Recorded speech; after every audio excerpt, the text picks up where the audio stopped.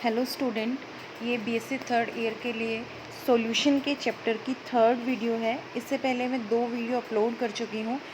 First video में हमने solutions की कंसंट्रेशन टर्म्स के बारे में स्टडी किया था और सेकंड वीडियो में हमने सॉल्यूशन की जो टर्म्स होती हैं उनको हम थर्मोडायनामिक्स प्रॉपर्टी से कैसे रिलेट कर सकते हैं, केमिकल पोटेंशियल से कैसे रिलेट कर सकते हैं, उन सब के बारे में स्टडी किया था।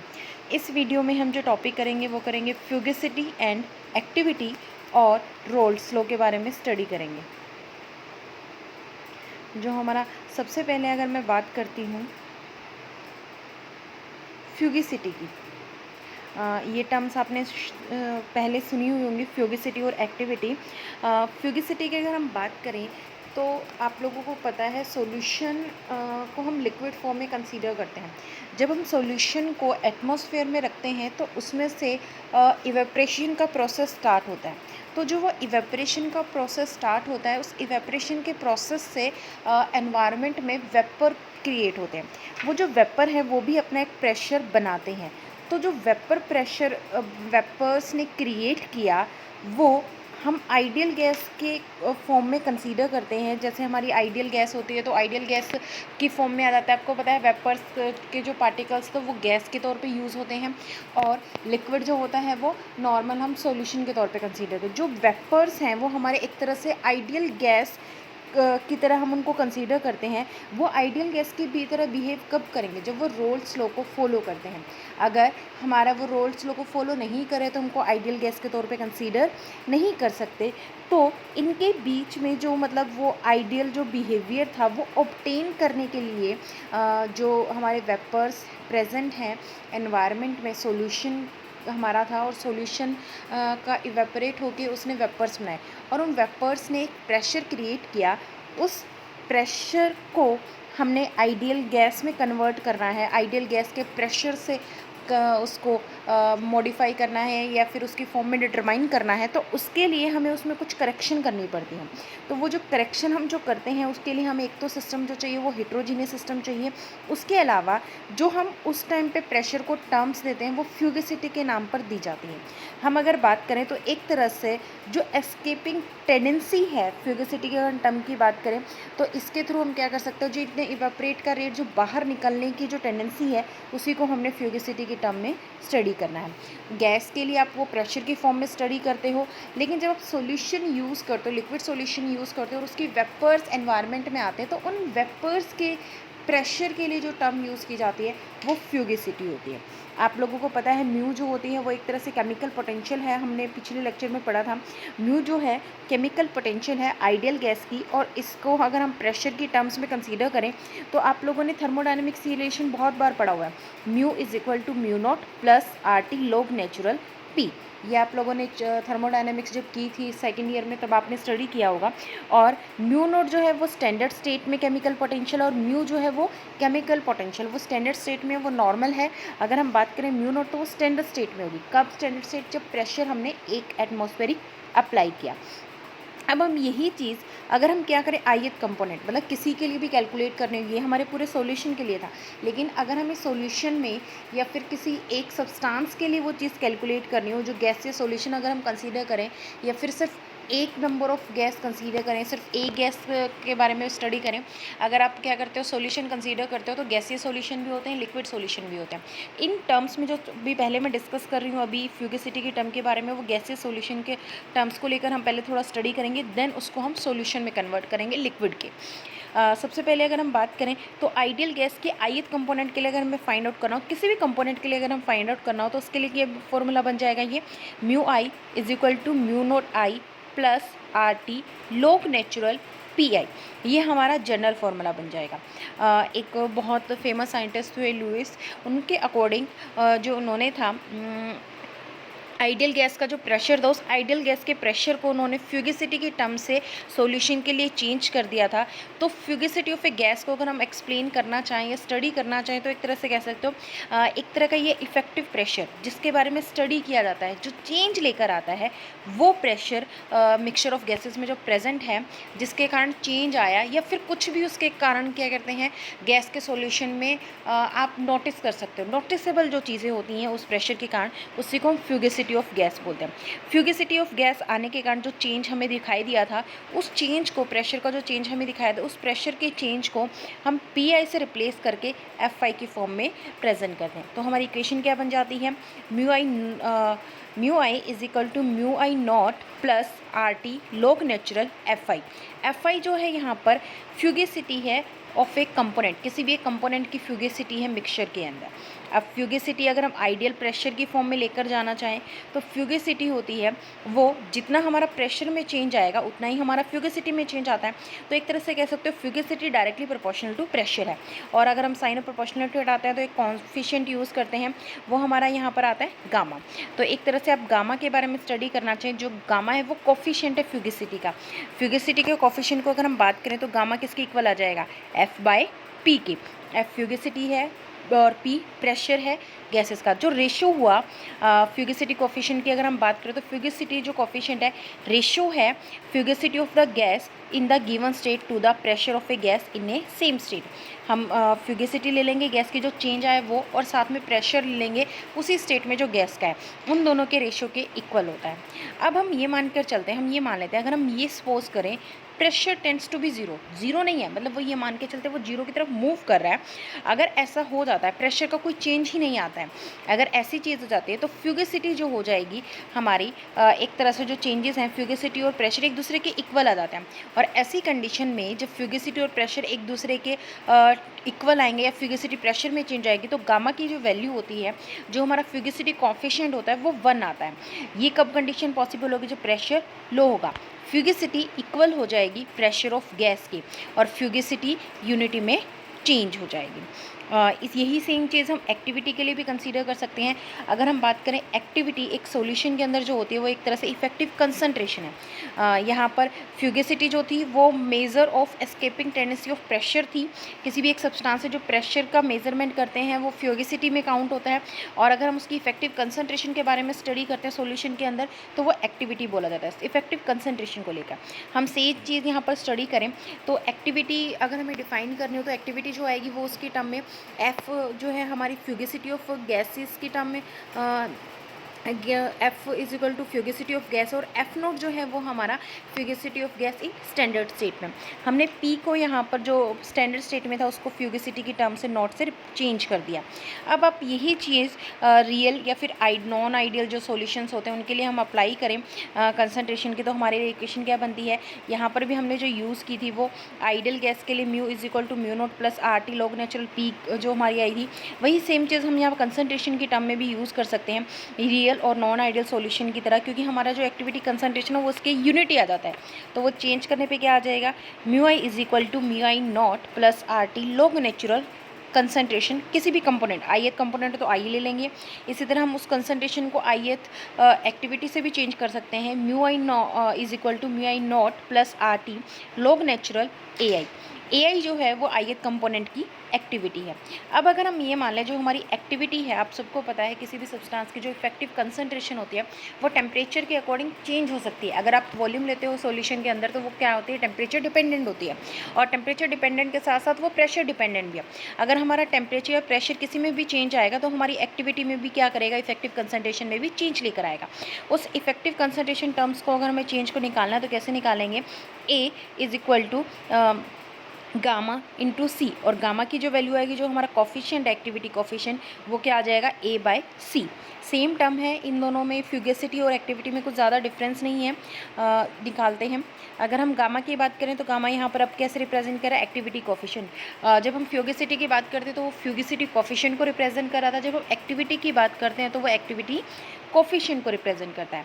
अब अगर इसको एक्टिविटी कोफिशिएंट जो है वो डिपेंड करना हो तो वो क्या होगा, एक्टिविटी जब हमारे कंपोनेंट की सॉल्यूशन के अंदर और जो सेम स्टैंडर्ड स्टेट थी उसके अंदर दोनों की इक्वल आ जाती है तो हमारी जो गामा की वैल्यू है वो यूनिटी आ जाती है, जो एक्टिविटी कोफिशिएंट है वो यूनिटी आ जाता है।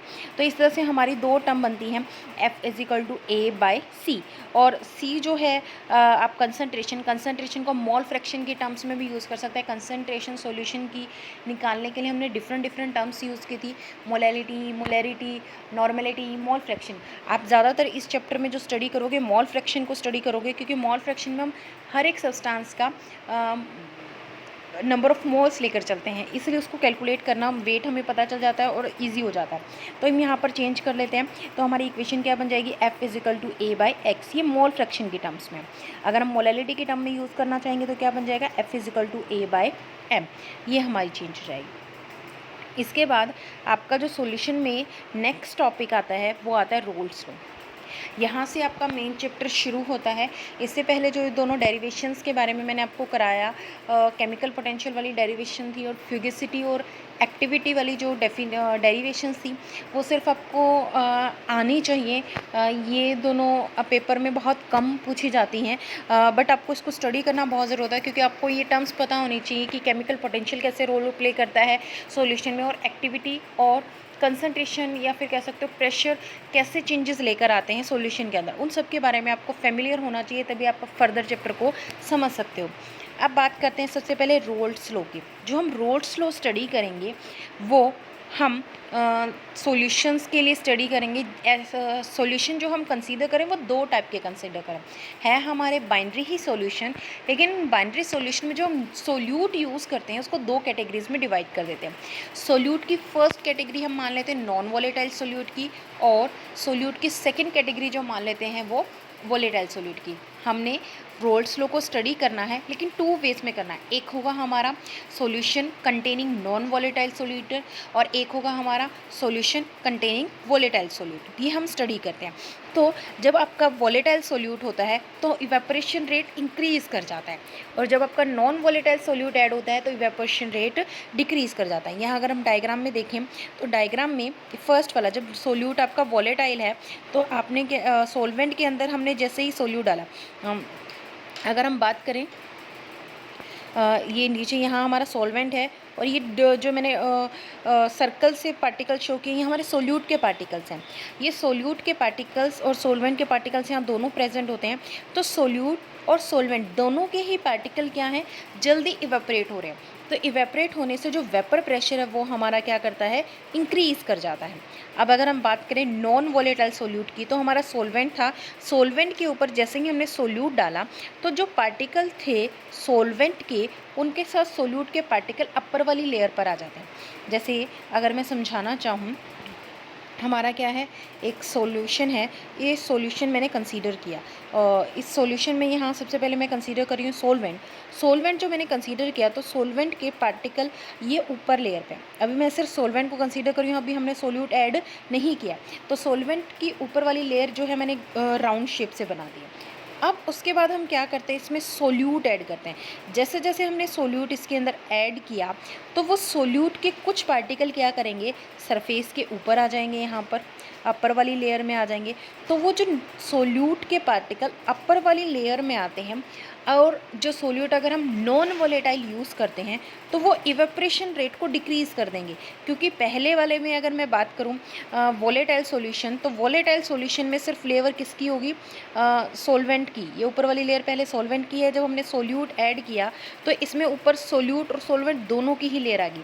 इसमें सोल्यूट और सॉल्वेंट दोनों ही वोलेटाइल थे, तो इवेपोरेशन रेट इंक्रीज़ कर गया। लेकिन यहाँ पर अगर मैं इस वाले में बात करूँ,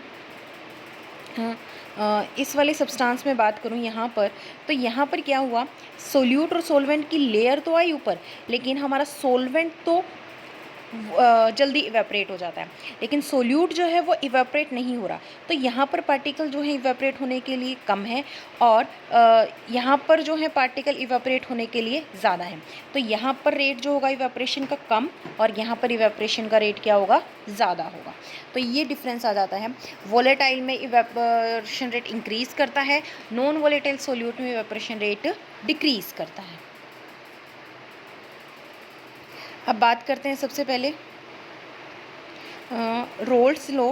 रोल्स लॉ की अगर हम बात करें तो रोल्स लॉ जो रिलेशनशिप स्टडी करता है, रोल्स एक साइंटिस्ट थे फेमस, जिनके बेसिस पे ही आइडियल और नॉन आइडियल सॉल्यूशंस को एक्सप्लेन किया जाता है। उन्होंने जो रिलेशनशिप दिया वो कंसंट्रेशन ऑफ सोल्यूट और वेपर प्रेशर में जो डिक्रीज़ किया, जो लोवरिंग हुई वेपर प्रेशर, सॉल्यूशन का जो वेपर प्रेशर डिक्रीज़ कर जाता है, उन दोनों के बीच में एक रिलेशनशिप क्रिएट किया। उसी को रोल्स लॉ ने दिया था। और अगर मैं रोल्स लॉ के अकॉर्डिंग उस लॉ को क्या कहते हैं, उस टर्म्स को स्टडी करना चाहूँ तो वो क्या आती है, हमने एक सॉल्यूशन कंटेन करते हैं। सबसे पहले हम यहाँ डिस्कस करें नॉन वोलेटाइल सोल्यूट के बारे में, फिर हम डिस्कस करेंगे वोलेटाइल सोल्यूट के बारे में। तो हमने एक सॉल्यूशन कंटेन किया जिसमें नॉन वोलेटाइल सोल्यूट ऐड किया गया।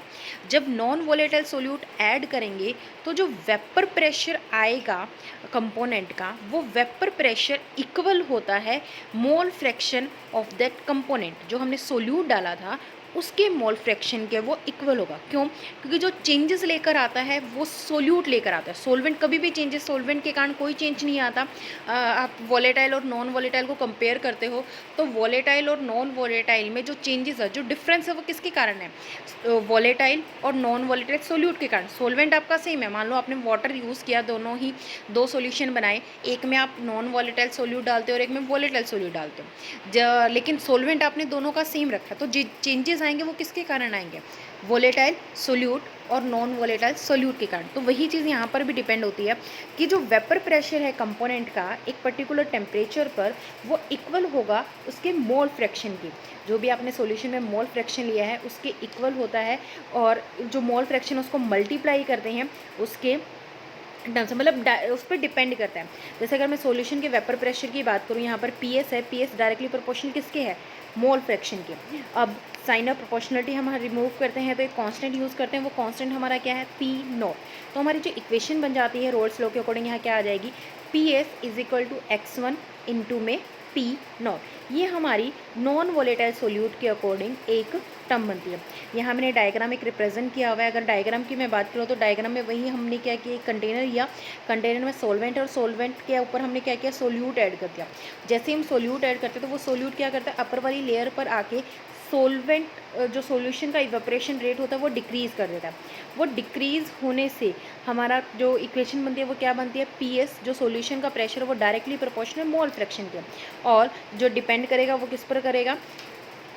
मोल फ्रैक्शन हम किसका कंसीडर करेंगे? सॉल्वेंट का। और डिपेंड किस पे करेगा? प्रेशर जो हमारा प्योर स्टेट में है उस पर डिपेंड करता है।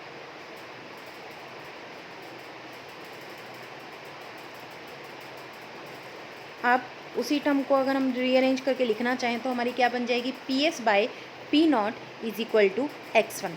N2 जो है वो number of moles of solute हैं, और N1 जो है number of moles of the solute है।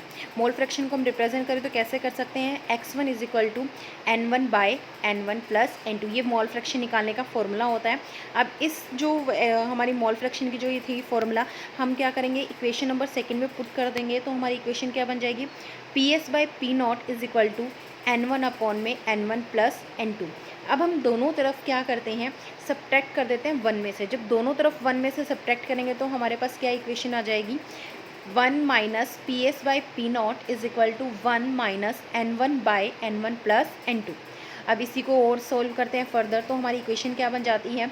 P naught minus P S upon P not is equal to N1 plus N2 minus N1 upon N1 plus N2।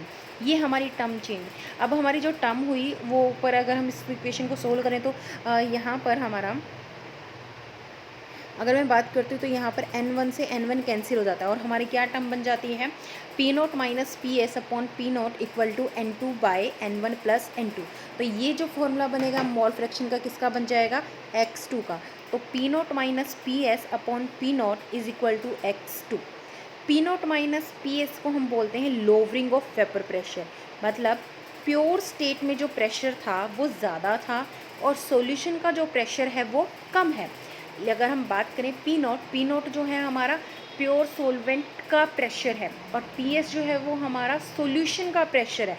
हमारा P not ज़्यादा है और P S कम है, तो एक तरह से डिक्रीज़ आया। सॉल्यूशन जब बना होता उसमें क्या होगा? डिक्रीज़ आ गया।